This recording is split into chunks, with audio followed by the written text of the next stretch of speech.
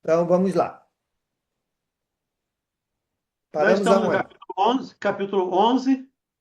Continua a saga.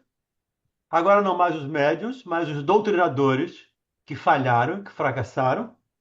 E dessa vez é o Belarmindo, o doutrinador.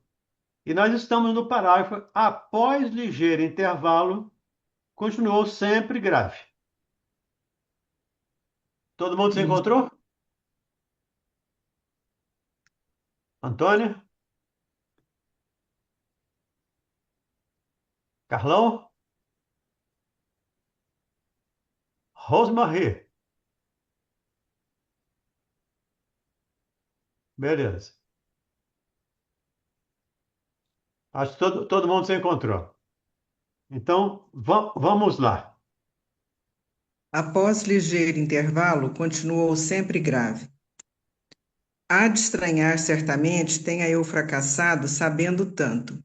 Minha tragédia angustiosa, porém, é a de todos os que conhecem o bem, esquecendo-lhe a prática. Isso aqui é muito Calou. interessante. Acabamos de falar aqui o Mauro falou ali, de vivenciar. Uhum. Então, quanto a minha tragédia, angustiosa, porém, é de todos os que conhecem o bem e esquecendo-lhe a prática. É claro que, lembrando aí a pergunta da Bianca, a gente não vai fazer todo o bem que é possível. Ou todo bem que é possível a gente vai fazer. Mas não vai fazer todo o bem que existe. Mas todo bem que nos for possível. Mas quanto mais conhecermos, mais responsabilidade teremos nas consequências de não o fazermos. Então, já que conhecemos, precisamos nos esforçar por vivenciar esses ensinamentos. Vamos lá. Calou-se de novo, pensou, pensou e prosseguiu. Faz muitos anos saí de nosso lar com tarefa de doutrinação no campo do espiritismo evangélico. Minhas promessas aqui foram enormes. Minha abnegada Elisa dispôs-se a acompanhar-me no serviço laborioso. Ser-me-ia companheira desvelada, abençoada, amiga de sempre. Minha tarefa constaria de trabalho assíduo no Evangelho do Senhor, de modo a doutrinar primeiramente com o exemplo e em seguida com a palavra. Mais uma coisa que eu destaquei aqui, né? Primeiramente, com exemplo. Então, se você vai conversar ou tentar convencer alguém, não convença com as palavras, convença com atos, convença com exemplos. Então, quanto mais eu vivenciar esse evangelho, mais eu terei condições de conversar com amigos, com irmãos que não o vivenciam. Então, precisamos desse esforço de vivenciar esse evangelho. Duas colônias importantes que nos covizinham enviaram muitos servos para a mediunidade e pediram ao nosso governador cooperasse com a remessa de missionários competentes para o ensino e a orientação. Esse parágrafo eu destaquei ele inteiro. Lembrando aqui da solidariedade. Questão 540, se eu não estou equivocado, do Livro dos Espíritos. Tudo no universo se encadeia.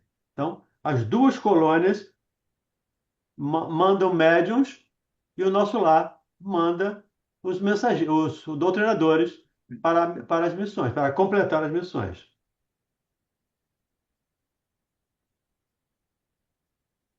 Continuemos. Não obstante meu passado culposo, candidatei-me ao serviço em endosso do ministro Gedeão, que não vacilou em auxiliar. Ou Deveria seja, desempenhar. ou seja, apesar das minhas dificuldades, o plano espiritual confiou-me a oportunidade de resolver as minhas questões. Eu fracassei, ele fracassou de novo, mas ele teve a oportunidade. Ele disse, apesar dos meus passados, não obstante o meu passado culposo, candidatei-me ao serviço com endosso do ministro. Então, o endosso do plano espiritual para que ele voltasse e resolvesse as questões. Infelizmente, como na maioria das vezes, a gente não resolve as questões. Ou às vezes até agrava. Não resolve todas, a gente resolve algumas, mas cria outras. Então a gente precisa ter isso em mente, que nunca estamos sós. Precisamos nos conscientizar disso. Sempre temos amparo, minimamente, do nosso anjo da guarda. Diga, Pedrão. Aldeni, nós temos aqui vários fracassos. Aí eu pergunto, porque o ministro Gedeão deveria ser um espírito já numa condição mais evoluída, né? Vamos dizer assim. Com Esses certeza. espíritos, esses espíritos mais evoluídos, será que eles teriam uma percepção de que esses irmãos que reencarnaram e falharam, será que eles teriam a percepção dessas falhas? Não. Não, porque isso depende do livre-arbítrio, né? Eu posso falhar e posso não falhar. Eu tenho a liberdade de fazer o bem ou de fazer o mal. E isso compete a mim, e não ao Gedeão ou a qualquer espírito que abonou a minha vinda. Ele abonou me dando a oportunidade de reparar as minhas dificuldades, me dando a oportunidade de saldar meus compromissos, de crescer espiritualmente. Agora, quanto eu não sigo essa oportunidade, não aproveito essa oportunidade, eu falhei, eu fracassei. Mas ele não tinha conhecimento, não tinha como ter conhecimento disso. E, inclusive, muitas pessoas acham até que nem Deus tem essa oportunidade de saber do meu livre-arbítrio, já que eu tenho livre-arbítrio. Eu não concordo muito com isso, mas alguns concordam que Deus não sabe o que eu vou fazer. Mas, principalmente, esses amigos espirituais que com certeza não sabem.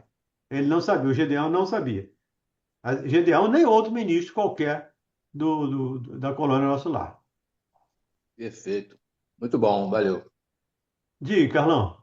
É, puxando o outro estudo que nós estávamos fazendo, é como se ele tinha a placa, né? O Gideão era só um guarda de trânsito, que a gente brincou aqui, né? Exatamente, é. Mas Agora, o compete a livre-arbítrio era mim dele, né? seguir a placa ou não, né? Eu sigo a placa ou não.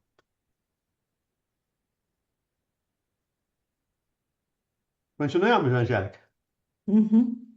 Deveria desempenhar atividades concernentes ao meu resgate pessoal e atender à tarefa honrosa, veiculando luzes a irmãos nossos nos planos visível e invisível. Impunha-se-me, sobretudo, o Ô, dever de Angélica, amparar. Angélica, só um minutinho aqui que eu achei interessante aqui. Campo do planos visível e invisível. Então, esse doutrinador não é só doutrinador de mesa mediúnica, Sim, ou pelo menos não só de espíritos, mas também de médiuns, também de verdade. outras pessoas, do plano visível também. Então, quando nós estamos conversando com o espírito, estamos também orientando-nos, em princípio, orientando os médiuns e orientando a todos aqueles que ouvem essa nossa conversa. É mais ou Uhum. menos como se fosse uma palestra que a gente faz, orientando os assistentes daquela palestra. Eu achei interessante esse visível e invisível e destaquei aqui no meu texto. Impunha-se-me, sobretudo, o dever de amparar as organizações mediúnicas, estimulando companheiros de luta postos na Terra a serviço da ideia imortalista. Tá aí, complemento. As organizações mediúnicas. Então, impunha-me, sobretudo, o dever de amparar as organizações mediúnicas. Então, os médiuns também sendo orientados por esse doutrinador. Entretanto, meu amigo, não consegui escapar à rede envolvente das tentações. Desde criança, meus pais socorreram-me com as noções consoladoras e edificantes do Espiritismo cristão. Circunstâncias várias que me pareceram casuais situaram-me o esforço na presidência de um grande grupo espiritista.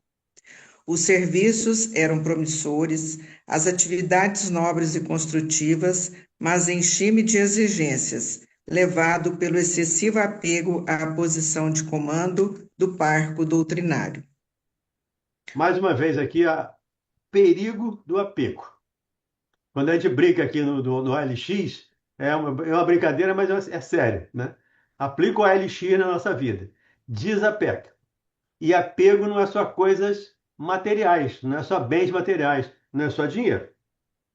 Exigência levada pelo excessivo apego à posição de comando e do barco doutrinário.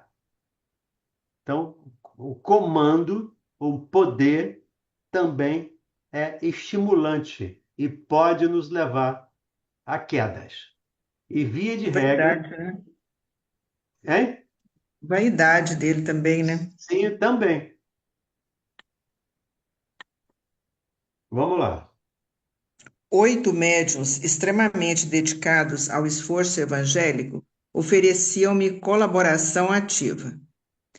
Contudo, procurei colocar acima de tudo o preceito científico das provas insofismáveis. Cerrei os olhos à lei do merecimento individual, olvidei os imperativos do esforço próprio e, envaidecido com os meus conhecimentos do assunto, comecei por atrair amigos de mentalidade inferior ao nosso círculo, não somente em virtude da Não, falsa posição, Tão tão somente. somente.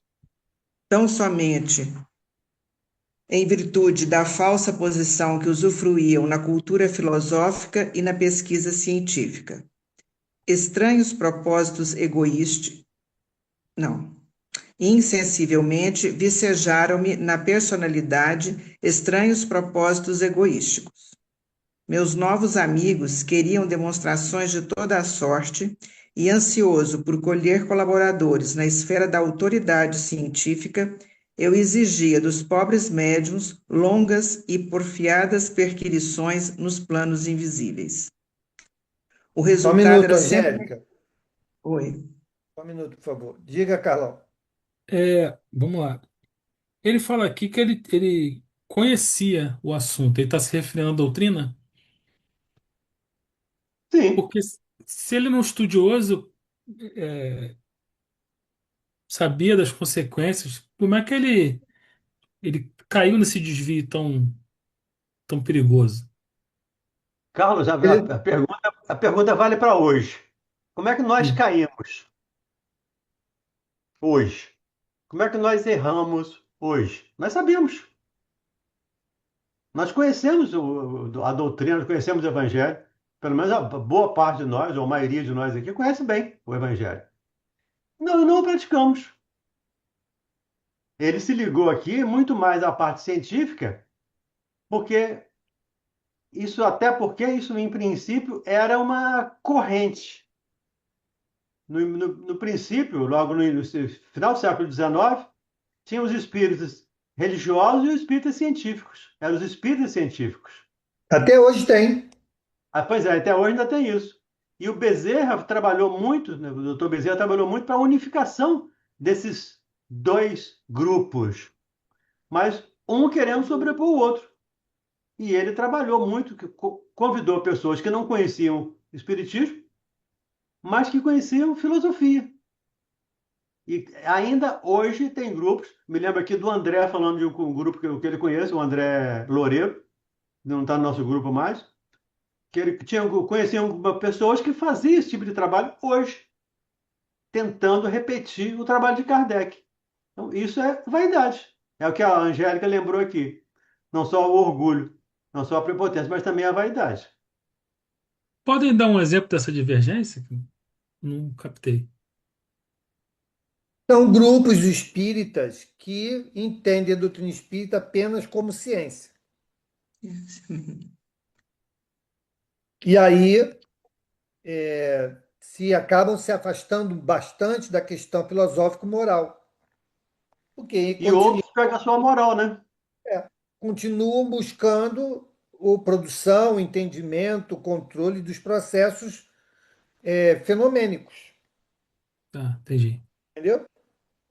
Só fenômeno. Agora, veja bem, isso não é um erro, pelo contrário, Isso é um processo. Lá mesmo no Ana Viana, que eu fui lá fazer o Pinga Fogo lá, eu falei lá, olha só, por que que nós nos afastamos das evocações? Kardec nos usou isso como modelo de trabalho. Por que que nós deixamos de perguntar aos espíritos um pouco da sua história? Como foi a sua vida aqui encarnado, como foram as consequências na vida espiritual? Isso é a ciência da doutrina espírita, que não tem por que deixar de continuar. Não tem um porquê. A doutrina, ela não é um tripé? Ciência, filosofia e religião. Então, é uma mesa de tripé, se você tirar qualquer pé, ela cai. Então, a doutrina espírita não pode estar afastada nem da ciência, nem da filosofia, nem da religião. Porque quando nós abraçamos apenas uma delas, algo vai faltar, né? E ela nunca será completa sem que esses três aspectos estejam presentes. Entendeu? Mas isso são questões humanas, não são questões da doutrina. Somos nós que escolhemos preferencialmente um viés a outro. E Mas até hoje, eu creio que nós aqui não abandonamos os outros aspectos, mas preferimos ou damos prioridade a um dos aspectos. No meu caso, aí eu vou falar de mim. A minha prioridade é muito maior do que o aspecto moral. Até Mas porque o é aspecto onde moral é consequência, Valdemir.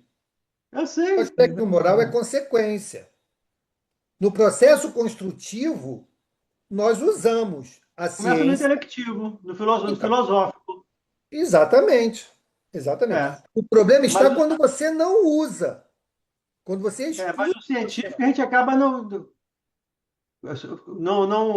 interagir. Pelo menos eu não busco muito, a não ser o que Kardec fala. Mas as outras pesquisas eu não me ligo muito. Eu ligo muito mais no aspecto filosófico e, por consequência, no aspecto moral. Olha Isso só, ainda é a quando preferência. você, quando você tem, hoje em dia, as descobertas, né, que a ciência adiciona ao conhecimento que a doutrina nos deu, por exemplo, dos processos que ocorrem lá na pineal, isso é o quê? Ciência. Ciência. Ciência. Ciência. E nós não podemos nos afastar das costas disso. É Uhum. ciência. E é uma ciência confirmando um aspecto filosófico que está dito lá nas obras, onde nós buscamos conhecimento. E ela vem para nos confirmar. Beleza? Isso nos leva a confiar e crer cada vez mais em Deus. Olha os tríplice aspectos. Agora abandona um. Ou você vai ficar na ignorância, porque é a ciência que vai te levar, né, a desenvolver a sua inteligência, ou você vai ficar sem compreender as coisas, que é o que a filosofia faz, ou você vai cair num fanatismo, que quebra completamente a proposta da fé raciocinada. Por isso, os três aspectos têm que andar juntos. Eles se Uhum. complementam. Ok, galera? Perfeito. Beleza. Angélica, eu já não sei mais onde você parou. Eu parei aqui. O resultado. Planos invisíveis. O resultado eu acho que tem que levar em consideração também aqui é que o Belarmindo, quando ele reencarnou, ele fala aqui atrás, né, que os médiuns de outras colônias aqui, colônias vizinhas, eles reencarnaram, né, servos para a mediunidade. E logo abaixo ele fala 8 médios extremamente dedicados ao esforço evangélico. Parece assim que eram pessoas mais simples, né, e que conheciam o espiritismo, o aspecto doutrinário o aspecto evangélico da doutrina. Por outro lado, ele, o Belarmindo, Então, ele teve essa ajuda da espiritualidade. Quando ele reencarnou, esses médios que vieram, eu entendo, esses lá que ele fala lá em cima, são esses 8 aí que vieram com conhecimento evangélico. Mas o que que aconteceu? Ele não deu importância para esses médiuns, para a parte evangélica, e procurou mais aqueles que eram da área, que ele fala que ele era de um grupo espiritista, né? Então, para mim, eles não eram espíritas, eles eram espiritualistas. E ele se voltou mais para essa parte, que é que trabalhava na pesquisa científica. Mas, Então, Angélica, ele teve ele não ajuda fala que eles da vieram com espiritualidade. conhecimento. Eles não vieram com conhecimento evangélico, e sim com esforço evangélico. E o Esforço, mas esforço assim, são. evangélico é a vivência evangélica. Buscando o Sim, quê? mas são médiums Sim, meu que vieram amor. para conviver com ele, que ele não Ok. deu a devida importância, não foi isso? Ele Sim, ok. preferiu se aliar àqueles que tinham mais a parte científica. Pelo menos é o que ele fala aqui, né? Então, ó, somente em virtude da falsa posição que usufruiu na cultura filosófica e na pesquisa científica. Então, Insensivelmente, tinha o duplo aspecto. Tinha o duplo aspecto aqui. Então, ele tinha. somente em virtude da falsa posição que Uhum. usufruíram na cultura filosófica e na pesquisa científica. Falsa posição. De quê? De poder, se eu não me E engano, que ele ele fala. atraiu esses que ele preferiu ficar mais próximo a esses. Exatamente, que davam a ele o suporte. Isso, que ele fala que ele se aproximou mais, ó, atrair amigos de mentalidade inferior ao nosso círculo. E a gente vai ver um pouco mais Eu, à frente aí que as pessoas eram influentes em termos de sociedade. Eram pessoas com um certo poder, que ele passa a ganhar dinheiro. O Belarmino passa a ganhar dinheiro a partir daí. Porque ele passa a ser empresário, ganha muito dinheiro. Então ele se filia ou se alia a esses companheiros muito mais por interesses materiais até do que por do interesse evangélico ou filosófico, científico, doutrinário. parece que ele ficou muito voltado para os fenômenos, né? Sim. Por quê? Porque ele tinha um interesse. Científico. Qual era o interesse? De autoridade científica, Uhum. né? Uhum. É o que ele queria.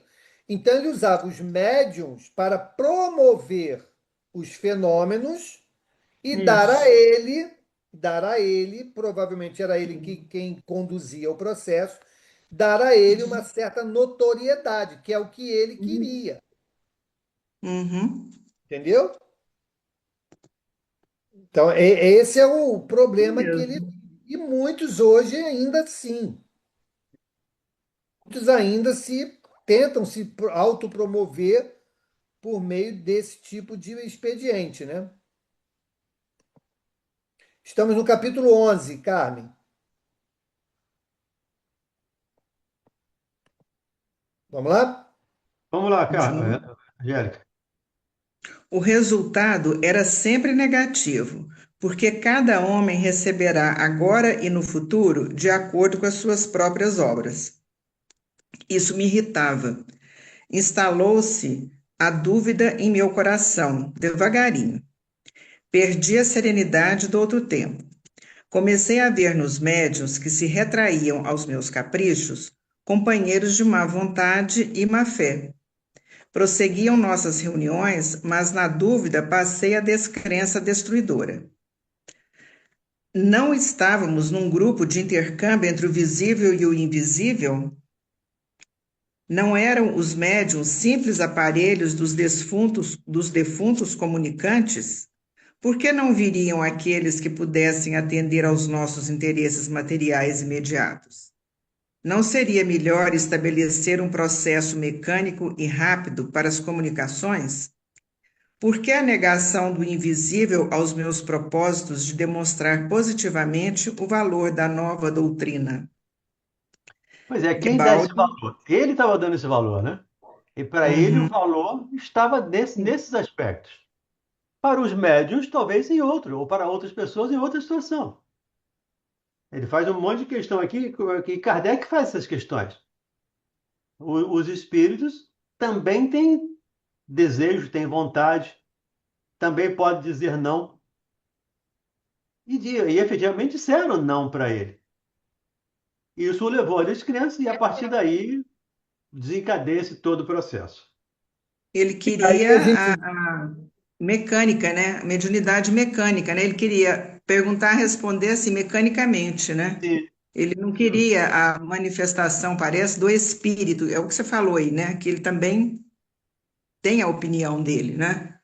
Eu me vi assim, por exemplo, numa sessão numa sessão mediúnica, ele queria que os espíritos dessem resposta àquilo que ele estava perguntando.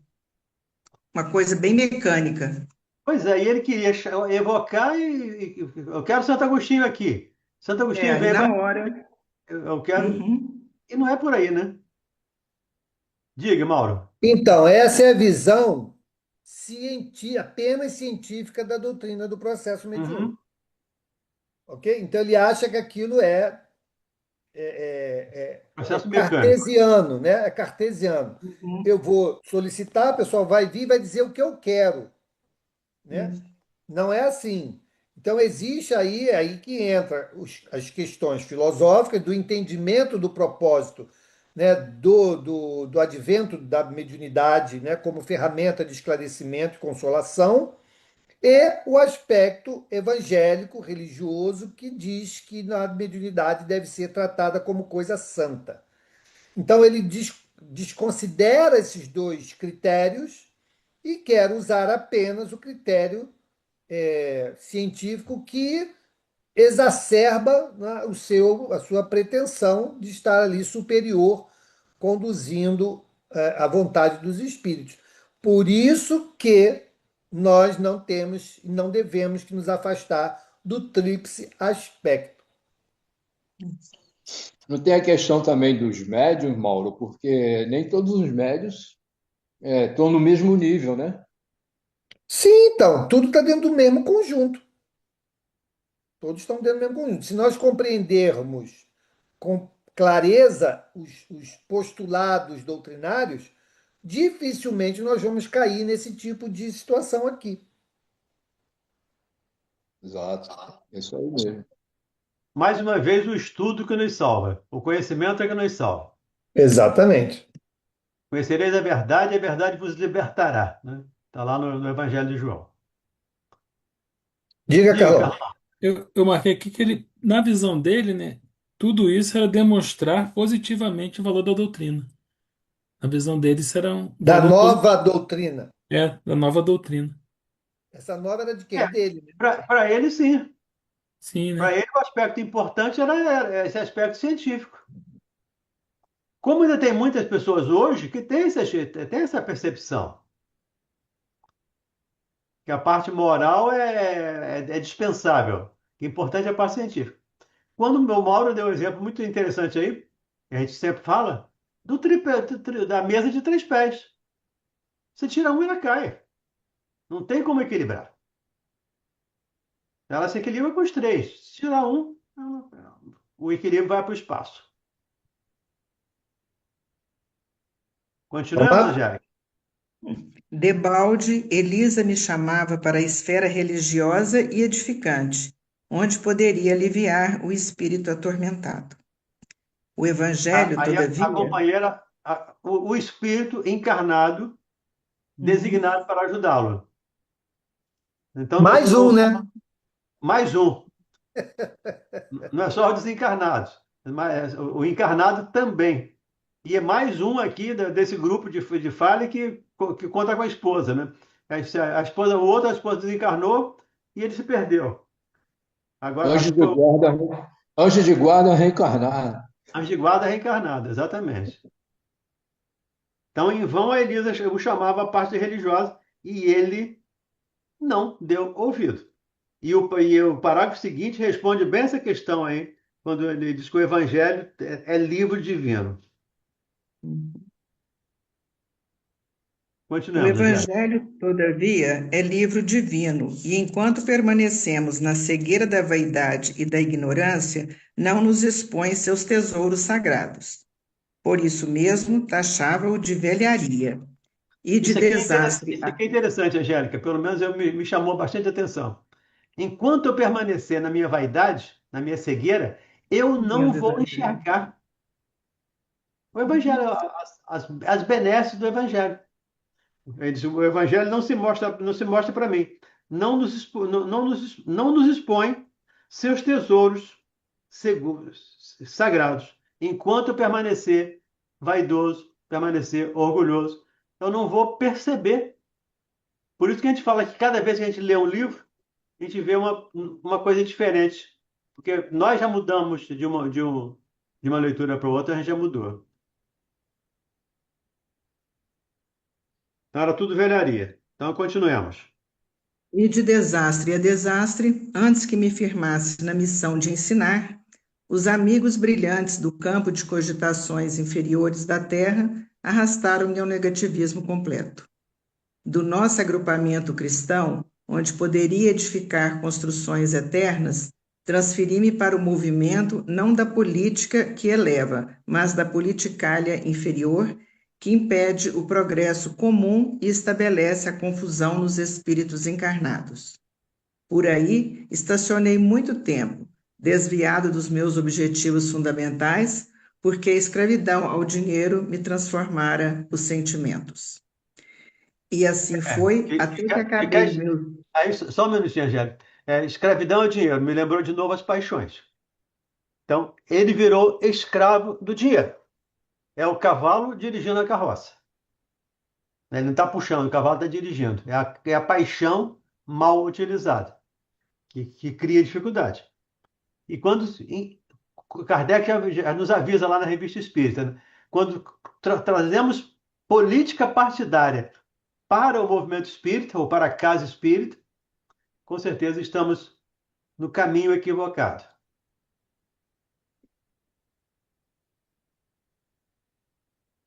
E Vamos assim lá. foi até que acabei meus dias com uma bela situação financeira no mundo e um corpo crivado de enfermidades, com um palácio confortável de pedra e um deserto no coração.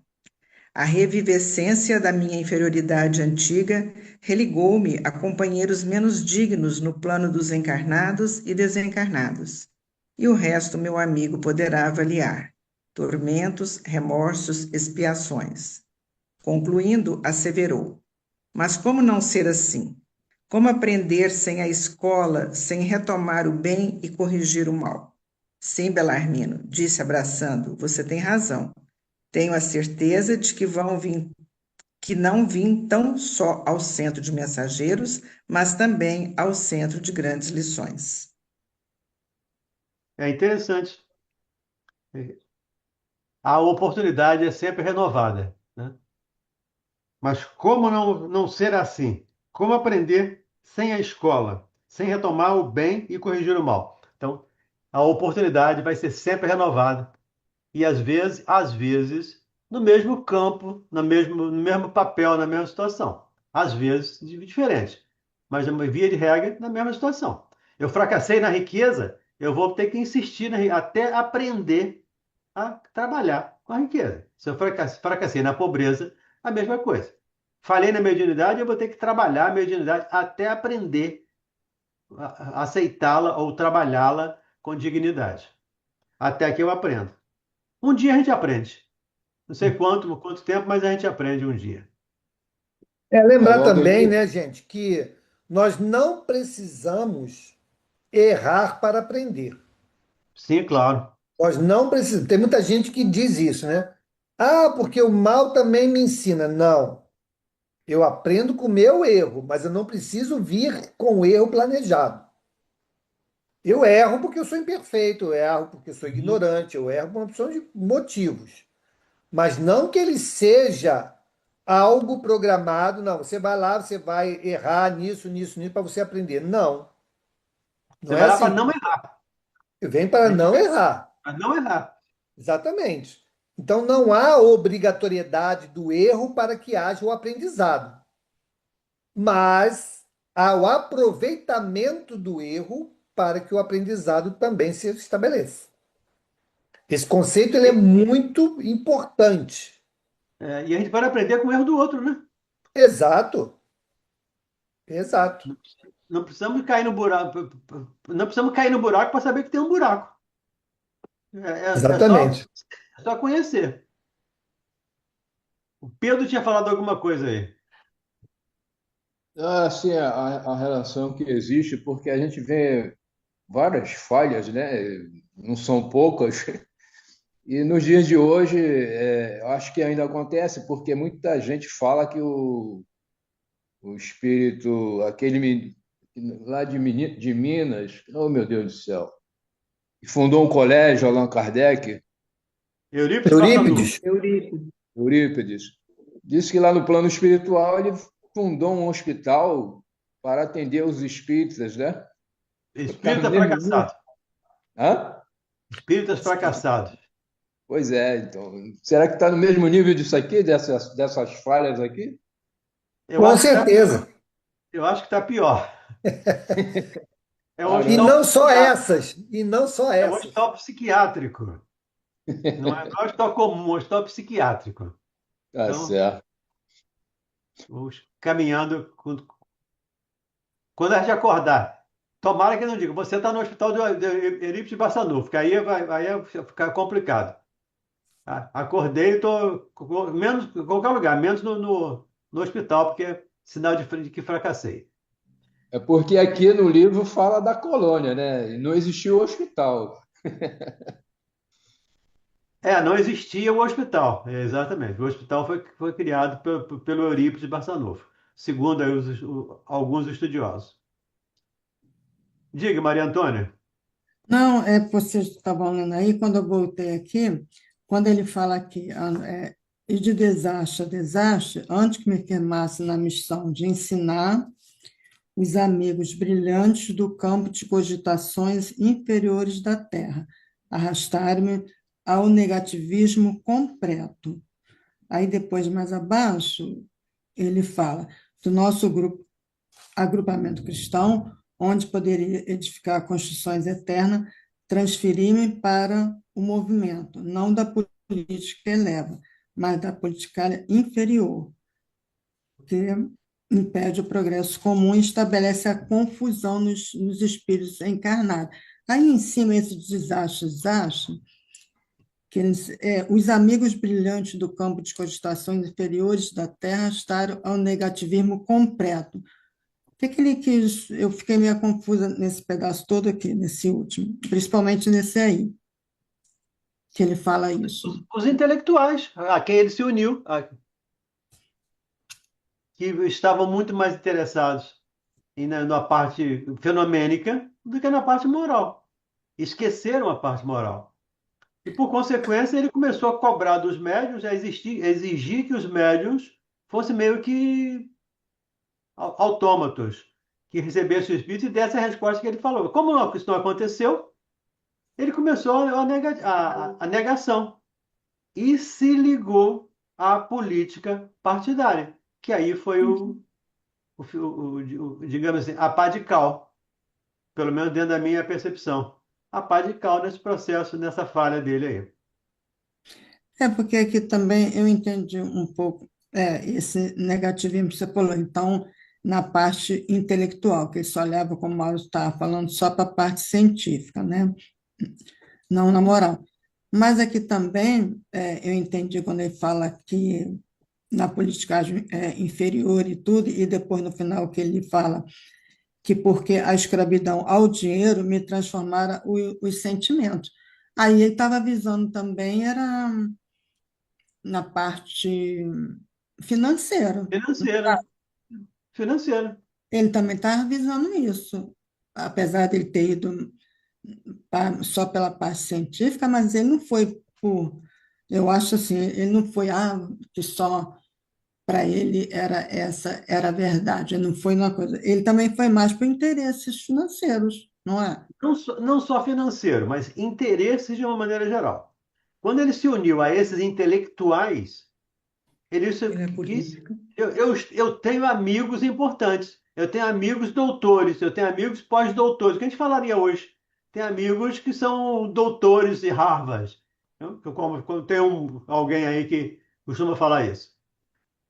Então ele está interessado no status É, que essa amizade dava, não no crescimento espiritual, que era o objetivo pelo qual ele reencarnou para trabalhar com aqueles 8 médiuns que toparam trabalhar com ele, que vieram inclusive de outras colônias. Ele veio do nosso lar, mas os outros vieram de outras colônias e ele veio para trabalhar com aqueles 8 médiuns. Mas a vaidade, a prepotência, o falou mais alto e ele acabou se ligando mais aos interesses materiais. E interesse material não é só dinheiro, é poder, é aparecer, é fama, é vaidade, um monte de coisa que ele se ligou.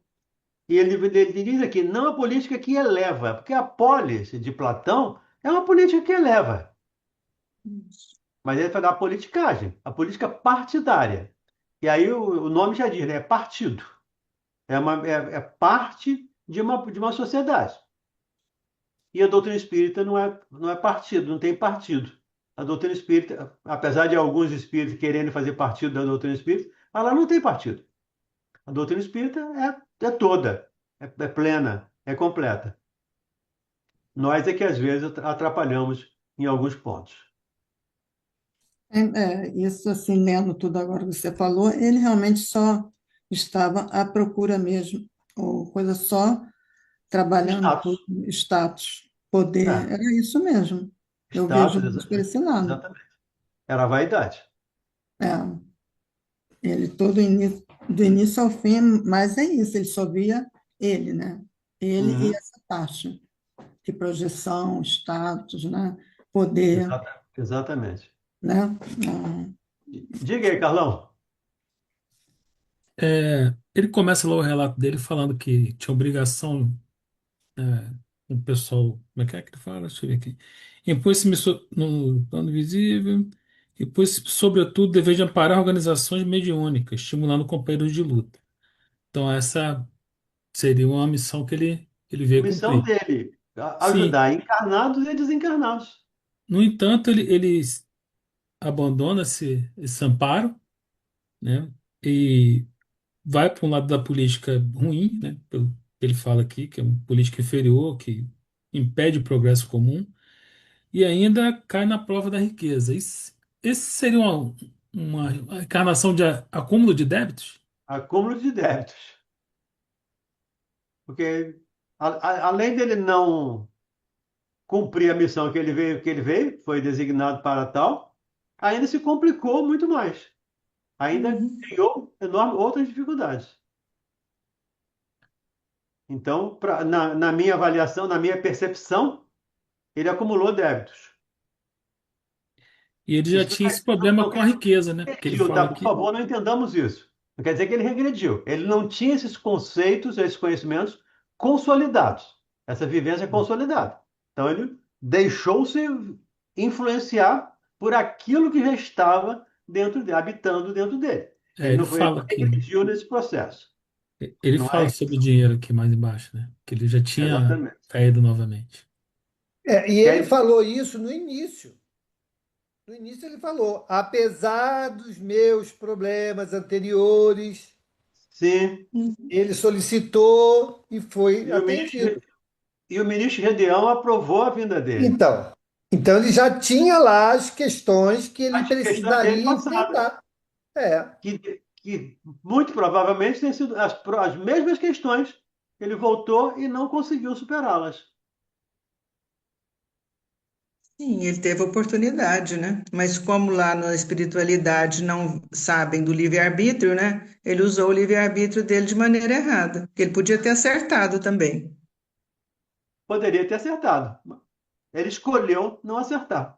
O Opção dele. Gideão não sabia. O Gideão ajudou, Não, mas olha ele não só. sabia que ele ia Não, falhar. não Não, o sabia Gideão não que ele ia sabia que ele ia parar, falhar. não. Não, Sabia não das sabia. dificuldades. Sabia da possibilidade, mas da É, certeza, não. Sim. Sim, isso que eu estou falando. O Gideão não sabia. Ele veio, Não, mas não não. sabia. Ele podia ter Ele- saído muito bem na missão dele. Sim, com Podia, certeza. Como cada um podia. de nós aqui poderíamos ter saído É, muito bem. é o nosso caso. Esse livro está cheio de exemplo aqui, vivo.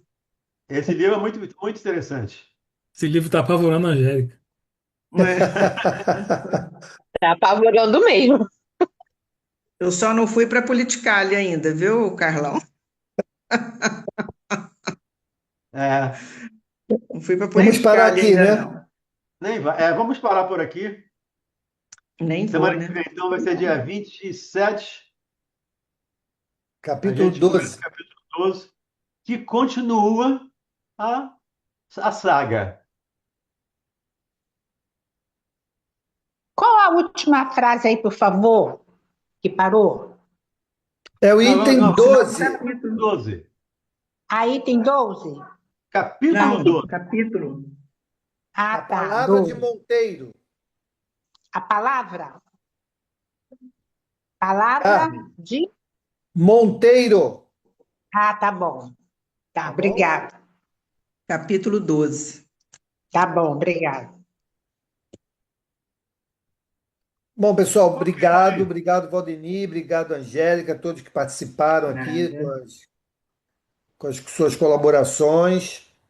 Vamos então fazer a nossa prece de encerramento desse estudo desta noite.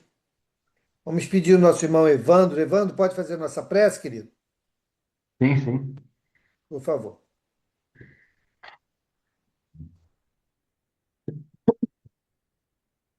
Obrigado, Senhor Jesus, por mais essa oportunidade. Estamos aqui reunidos em seu nome, com as suas bênçãos, com a ajuda dos irmãos espirituais.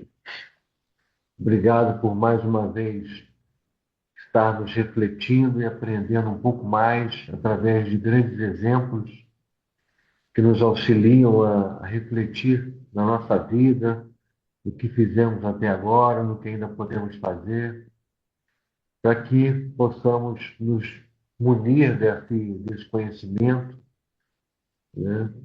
E com isso, através dos conhecimentos, né? Do aproveitamento, né? Das experiências dos outros, acumular essa sabedoria e com isso podermos crescer e aplicar isso na nossa vida para que possamos não cair da mesma forma como caíram, que possamos dar um passo mais à frente na nossa vida, um pouco mais de força, unidos ao Evangelho, unidos ao conhecimento que o Espiritismo nos traz. Obrigado, Senhor Jesus, por mais essa noite. Deus abençoe, proteja, nos acompanhe todos os dias da nossa vida, hoje, agora e sempre. E peço, então, que com isso possamos dar por encerrada a nossa reunião de hoje. Amém. Que assim seja. Graças a Deus. Obrigado, gente. Uma boa semana para todos e até amanhã. Igualzinho, até Amém. amanhã. Boa noite a todos. Abraço a Tchau, todos. tchau. Boa